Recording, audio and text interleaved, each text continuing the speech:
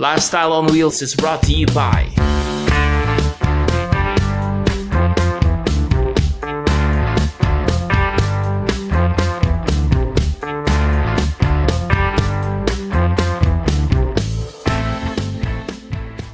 The views and opinions expressed by the host and the guests do not necessarily reflect the show or the network.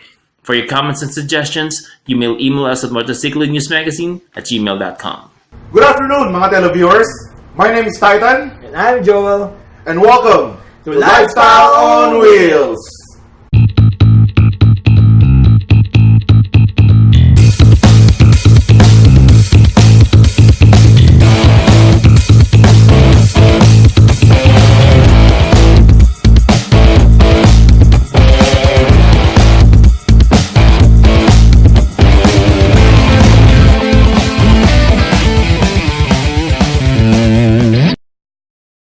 So guys, thank you again for being with us this Saturday. Ano ba meron sa atin ngayon? Marami tayong pag-uusapan ngayong maghapong ito.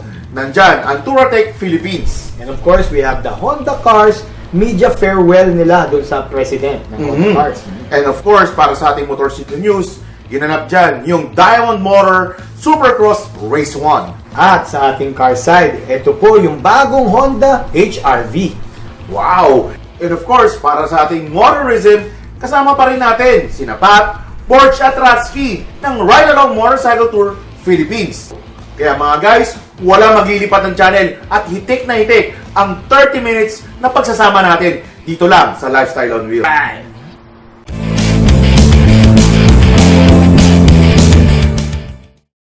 So guys, para po sa ating news and events, Of course, Papa Joel, puntahan natin ang Masinloc Zambales kung saan ginanap ang Touratech Philippines 2017. yes, Kaya mga televiewers, panoodin nyo to.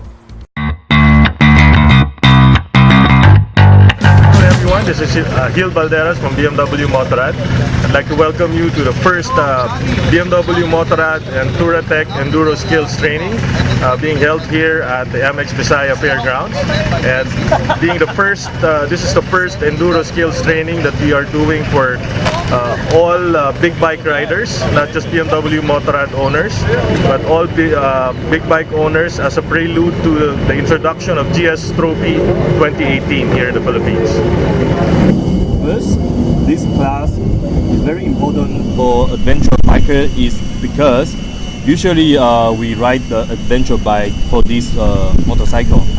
It's way more, a little bit way more than the trail bike.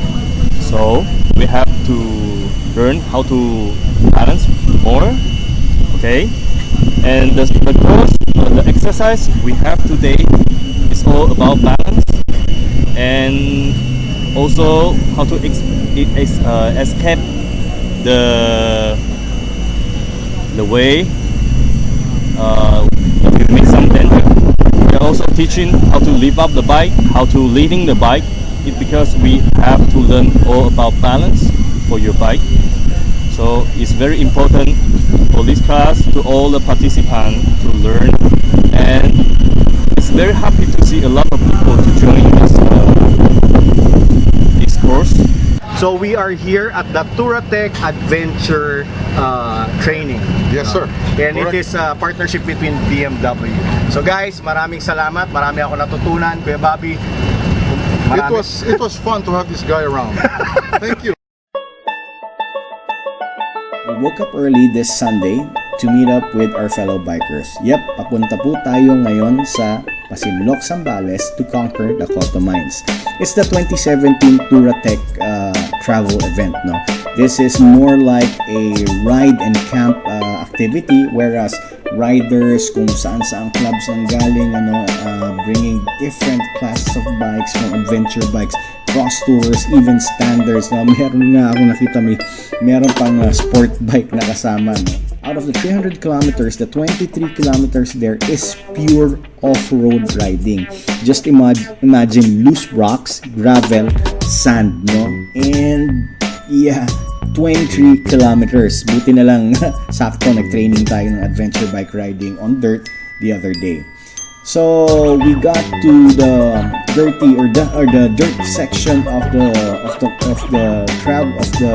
event at around the 2 p.m. So medyo mainit, no? Talaga namang very challenging. Pagod ka na sa biyahe sa highway and national road, no? Now we are here. So it really took guts and focus and a lot of courage to negotiate this part of the trip. Pero ngayon na nakarating na tayo sa Cotobato, it's really parang super refreshing. No? Just imagine the fresh air, the super crystal clear river. Na when you jump in, it's super cold. No? Na parang makakalimutan mo yung hirap ng biyahe papunta dito. What's better than spending the whole day riding with your buddies and the whole night, exchanging biker stories, laughing the night away here at the travel event of Touratech,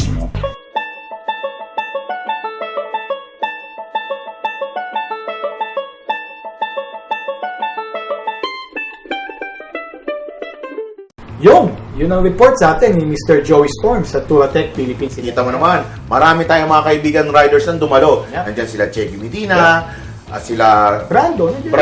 At syempre, Together We Ride. Sila Sir Raymond at... Yung mag-asawang Gabriel. Alright, So next year po ulit yan.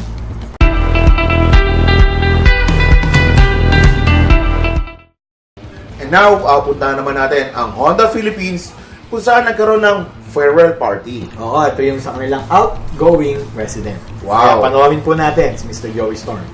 We have learned to enjoy our moments with him, not to mention the friendship that took place throughout his almost 8 years of career in HCBI. Last Thursday, March 9, 2017, members of the motoring media joined Toshio Kuwahara for his farewell dinner at the English Stud at SM Aura. Kuwahara-san has held the position of Honda Cars Philippines president since 2009. Kuwahara-san has been very instrumental in implementing a lot of innovation, putting Honda Cars Philippines in the forefront of the car manufacturing industry in the country.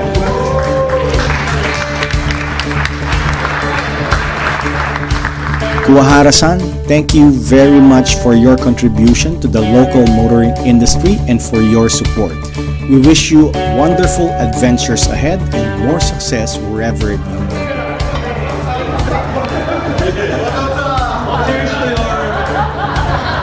Great contribution to auto industry, especially in the Philippine market. Cheers! My friends from the Philippine automotive media, I'd like to thank, of course, I'd like to begin, of course, with thanking you for being here tonight, because when I entered this restaurant, I saw that table and Bridge and George and some of them sitting there, and I thought that is the only table for us. Then I realized I see some familiar faces here, and what a surprise for me that I see all of you here tonight. I know you must have been busy, but so thank you very much for coming and joining us tonight. Thank you. So there you have it, mga televiewers. So yan po ang mga kaganapan sa Honda Philippines. Kita mo naman to, Papa Joel, no? Tapos na naman ang episode natin nga. Yes, ganun talaga. Pag nag-i-enjoy, bro, parang napaka-exit ng oras. Oo nga pero huwag kayong malulungkot, mga televiewers. Yeah. So magbabalik po ang Lifestyle on Wheels next week. Dito lang po sa PTV4. Every Saturdays po yan, ng 2:30 p.m. And of course, bago tayo maghiwalay-walay, nais lang muna namin pasalamatan ang aming mga sponsors. At ngayon naman, i-follow nyo lang kami at i-like ang aming mga social media pages.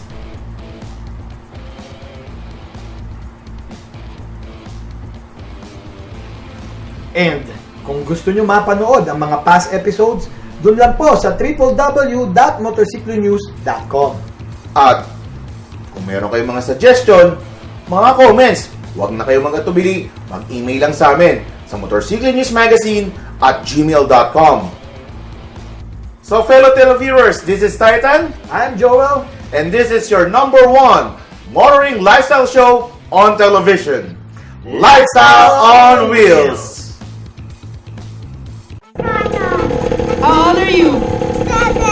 How old are you? 7. Would you like to thank your sponsors? Yeah. Okay, thank them. Lifestyle on Wheels is brought to you by